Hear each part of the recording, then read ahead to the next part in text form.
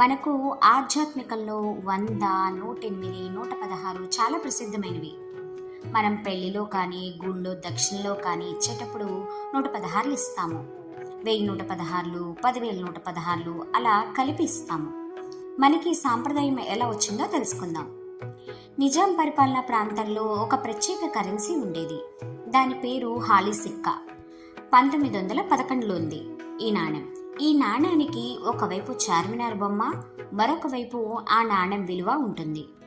హైదరాబాద్ సంస్థానంలో తప్ప మిగిలిన దేశమంతా బ్రిటిష్ ఇండియా కరెన్సీ వాడకంలో ఉండేది. 1911లో భారతీయ రూపాయి ఇలా ఉండేది. దీనినే గాడీ రూపాయి అని పిలిచేవాళ్ళు. ఈ నాణానికి ఒకవైపు బ్రిటిష్ చక్రవర్తి బొమ్మ, మరోవైపు ఆ నాణెం విలువ ఉండేది. అయితే హాలీ సిక్కాకు గాడీ రూపాయికి మార్కం విలువలో తేడా ఉండేది. అంటే డాలర్తో రూపాయి విలువలాగా అన్నమాట. అలాగే ఆ రోజుల్లో హైదరాబాద్ సంస్థానం వారి 116 హాలీ సిక్కాలు 100 గాడీ రూపాయలకు సమానమయ్యేవి. అందుకని ఆ రోజుల్లో ఆ సంస్థానంలో భూస్వాములు, రాజులు, ఇతర ప్రాంతాల్లోని కవులు, పండితులు ఇలా వచ్చినప్పుడు వారికి దక్షిణ కింద 116 హాలీ సిక్కాలు ఇచ్చేవారు.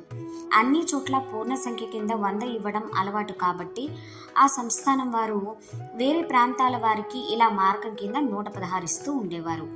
ఆ తరువాత నిజాం సంస్థానం భారతదేశంలో విలీనం అయిపోవడంతో ఈ హాలీ సిక్కాలకు విలువ లేకుండా పోయింది. కానీ 116 సాంప్రదాయం మాత్రం కొనసాగుతూనే వస్తుంది. అందుకే మనకు 1000, 10,000 ఎంతైనా పైన 116 పెట్టడం ఆచారంగా మారిపోయింది. దాన్ని బట్టి 116 అనేది పూర్తిగా ఆర్థికపరమైన సంఖ్య.